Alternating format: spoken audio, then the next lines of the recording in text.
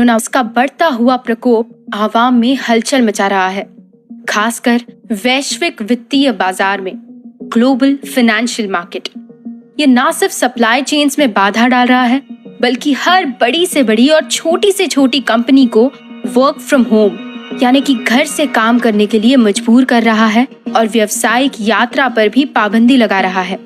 जनवरी के अंतिम दिनों में शंघाई के चीनी वैज्ञानिकों ने कोरोना वायरस का पूरी तरह से अनुक्रमित जीनोम का पिक्चर रिलीज किया, जो कि काफी तेजी से हिबी के प्रांत में तबाही मचा रहा था। और इससे शुरू हुई कोरोना वायरस के इलाज खोजने की दौड़, सरकारी लेबोरेटरीज में और साथ ही साथ कई ड्रग कंपनीज में भी। In terms of vaccines, the US has moved at a pace we have never seen before. Still, it's going to be at least a year to a year and a half until they have a vaccine broadly available to deploy. Vaccine को लेके US ऐसी गति में दौड़ रहा है जो इससे पहले कभी नहीं देखी गई थी। पर फिर भी इस वैक्सीन को बनने में कम से कम 1 से 1.5 साल लग सकता है, जिससे ये सारे दुनिया भर में बड़े पैमाने तक पहुंच सके। दवा के कंपनियों के लिए वैक्सीन का बड़ा बाजार बन चुका है। वैज्ञानिक और शोधकर्ताएं अब ये वैक्सीन ऐसे ही नहीं देते जिस तरह पोलियो का दिया करते थे। वैक्सीन अब एक $35 मिलियन का मार्केट बन चुका है। कई सारी स्थापित बीमारियां जैसे कि पोलियो, मीजल्स, हेपेटाइटिस, इन सभी के लिए मजबूत और स्थिर मांग या डिमांड होती है, जिसके कारण आपातकालीन महामारियों के लिए वैक्सीन बनाना काफी मुश्किल हो सकता है। Unfortunately, developing vaccines and medicines for these kinds of emergency outbreak situations is not good business. We've seen that over history. Companies haven't necessarily been rewarded for developing vaccines. This is not a business model that appeals to investors in the drug industry because these are not large chronic disease drugs that bring in a lot of money. They're used hopefully for a short period of time to address a problem that then we hope to be able to move past. So it's not a big money maker for the industry. दुख की बात तो ये है कि दवा उद्योग यानी कि ड्रग इंडस्ट्री में निवेशकों यानी कि इन्वेस्टर्स को ये बिजनेस मॉडल बहुत अपील नहीं करता है। इसके कई कारण हैं, जैसे ये कोई लंबे समय तक रहने वाली बीमारी नहीं है जो कि बहुत पैसे लाती है। ये दवाएं अल्प अवधि के लिए इस्तेमाल की जाती है, जिससे कि हम किसी प्रॉब्लम से जूझ सके और उसे मिटा दे सके, जिसकी वजह से इन आपातकालीन महामारियों के लिए दवा या वैक्सीन बनाना मुनाफे वाला व्यवहार साबित नहीं होता। इसके अलावा these are very hard to predict। उदाहरण के लिए फ्लू वैक्सीन को मुर्गियों के अंडों में डेवलप किया जाता है। जी हाँ, फ्लू का टीका मुर्गियों के अंडों से आता है और ये प्रक्रिया पिछले 70 सालों से अपनाई जा रही है। माना कि ये प्रक्रिया बहुत लंबा समय लेती है और ये नई प्रक्रियाओं के मुकाबले उतनी विश्वसनीय नहीं है, जिसमें कोशिकाओं तथा वैक्सीन को इनक्यूबेट किया जाता है, ना कि अंडों को। लगभग 100 से अधिक देशों में 100 से ज्यादा इन्फ्लुएंजा केंद्र इस फ्लू को साल भर मॉनिटर करते हैं और सिफारिश देते हैं कि उस मौसम के लिए कैसे ये फ्लू वैक्सीन बनाई जाए।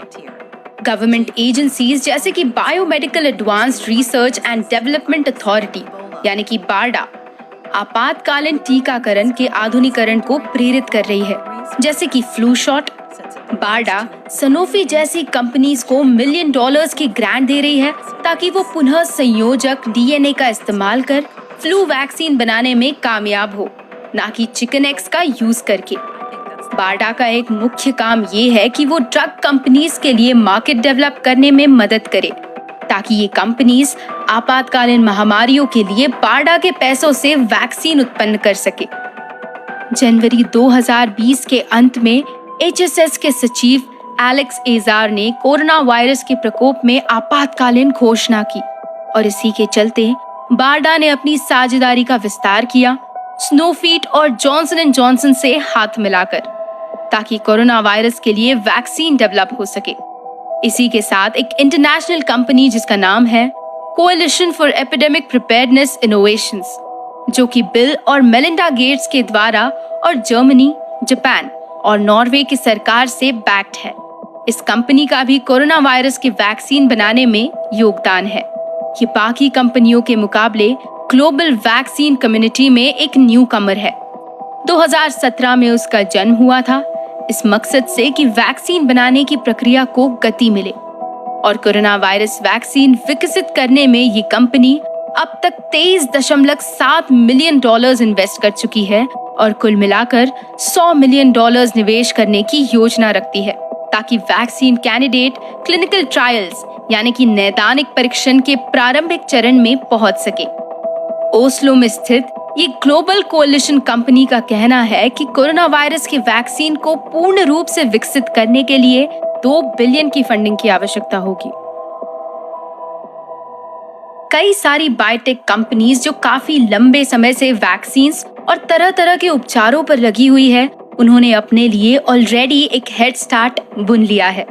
वो अभी से 2 कदम आगे है, क्योंकि सार्स और मिडिल ईस्ट में जन्मे कई ऐसी रेस्पिरेटरी सिस्टम पर घात करने वाली बीमारियां जो पहले से ही कोरोना वायरस फैमिली का हिस्सा है, इनके खिलाफ इनकी लड़ाई बहुत पहले से शुरू है।